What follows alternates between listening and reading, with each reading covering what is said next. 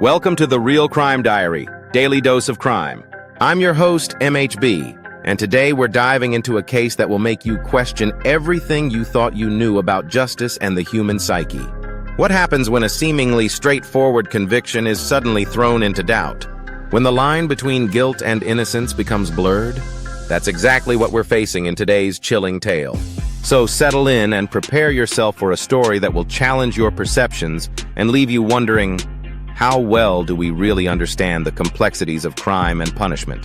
Today, we delve into the complex and controversial case of Freddie Eugene Owens, a man currently sitting on death row in South Carolina.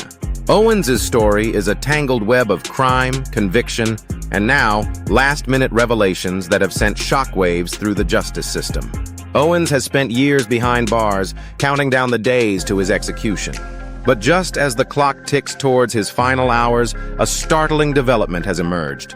New evidence has come to light, throwing the entire case into question and leaving us to wonder, is an innocent man about to pay the ultimate price? This 11th-hour twist has not only reignited debate about Owens' guilt, but also raised serious questions about the reliability of our justice system.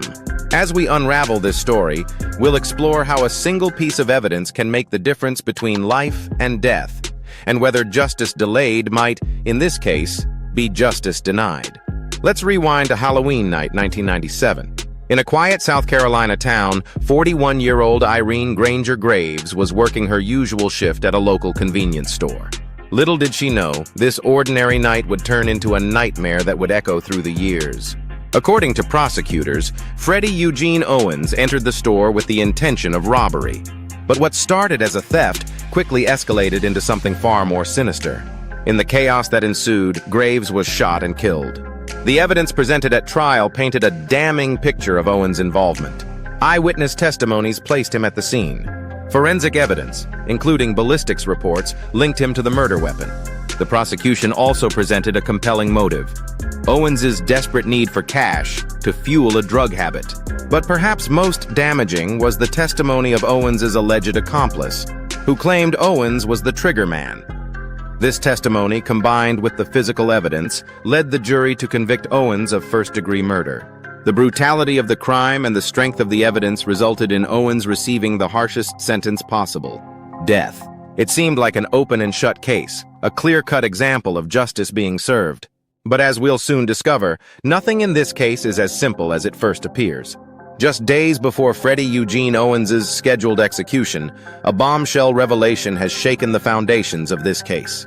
Stephen Golden, Owens' co-defendant, has come forward with a sworn statement that could potentially rewrite the narrative of that fateful Halloween night in 1997. Golden now claims that Owens was not present at the convenience store during the robbery and murder of Irene Granger Graves.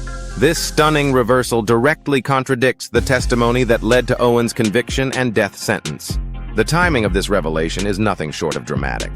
With Owens' execution looming, this new evidence has sparked a flurry of legal activity. However, in a controversial move, the South Carolina Supreme Court has dismissed the sworn statement and decided to allow the execution to proceed as scheduled. This development raises critical questions about the justice system and the finality of death penalty cases.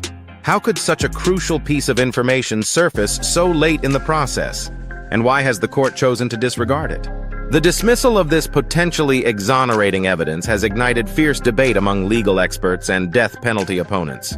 Some argue that every shred of new information should be thoroughly examined when a life hangs in the balance, while others maintain that the legal process must have a definitive endpoint. As the clock ticks down to Owens' execution, this case serves as a stark reminder of the complexities and high stakes involved in capital punishment cases. The question remains, is justice truly being served? USA Today recently obtained a series of personal letters written by Freddie Eugene Owens to his then-girlfriend in the late 1990s. These letters offer a rare and intimate glimpse into the mind of a man on death row, revealing a complex and troubled individual grappling with his past and the looming specter of his own mortality. The letters paint a picture of a man torn between moments of deep vulnerability and flashes of intense anger.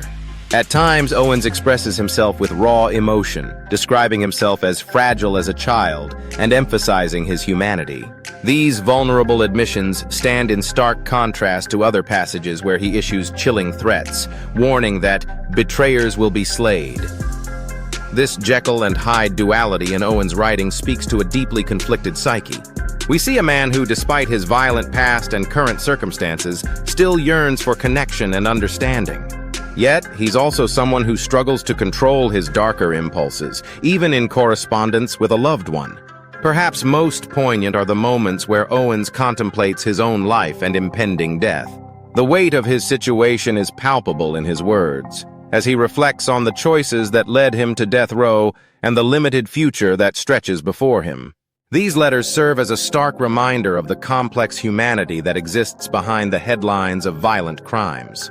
They challenge us to consider the psychological toll of living under a death sentence and the ways in which a traumatic past can shape a person's actions and outlook. As we delve deeper into Owens's writings, we're left to ponder the nature of justice, redemption, and the human capacity for both great compassion and terrible violence. The letters penned by Freddie Eugene Owens offer a haunting glimpse into the psyche of a man facing death. They reveal a complex individual torn between vulnerability and anger, hope and despair. In some passages, Owens exposes his fragility, describing himself as human and fragile as a child. These moments of raw honesty suggest a deep-seated need for connection and understanding, even as he faces the ultimate punishment. However, the letters also contain chilling threats of violence, warning that betrayers will be slayed. This stark contrast highlights the internal conflict raging within Owens, a battle between his humanity and the darkness that led him to death row. Psychologists often note that individuals facing imminent execution may experience extreme emotional swings. Owens' letters seem to confirm this, showcasing rapid shifts between tenderness and aggression, remorse and defiance. It's crucial to remember that these writings offer only a snapshot of Owens' mental state during a specific period. They don't excuse his actions, but do provide insight into the complex psychological landscape of a condemned man grappling with his fate. The case of Freddie Eugene Owens brings the ongoing debate about the death penalty in the United States into sharp focus. As we've seen, the complexities and potential for new evidence, even at the 11th hour, raise serious questions about the irreversible nature of capital punishment. Currently, 27 states still have the death penalty, while 23 states have abolished it. The practice remains highly controversial, with supporters arguing it serves as a deterrent and provides justice for victims' families. Critics, however, point to the risk of executing innocent people, racial disparities in its application, and the high costs associated with death penalty cases. Recent years have seen a decline in executions nationwide, with some states placing moratoriums on the practice. However, cases like Owens continue to challenge our justice system and society's views on the ultimate punishment. As we grapple with these issues, the debate over the death penalty's place in modern America remains as contentious as ever. As we wrap up this gripping case of Freddie Eugene Owens, we're left with many questions. The complexities of his story, from the brutal crime he was convicted of to the last-minute testimony that could potentially exonerate him, leave us pondering the intricacies of our justice system. What are your thoughts on Owens's case? Does the newly sworn statement from his co-defendant change your perspective on his guilt or innocence?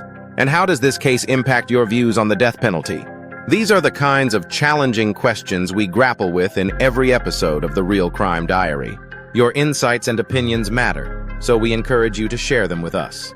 Together, we can engage in meaningful discussions about crime, justice, and the human condition. If you found this episode thought-provoking, be sure to subscribe to The Real Crime Diary for more in-depth explorations of true crime stories. Until next time, stay vigilant and keep questioning.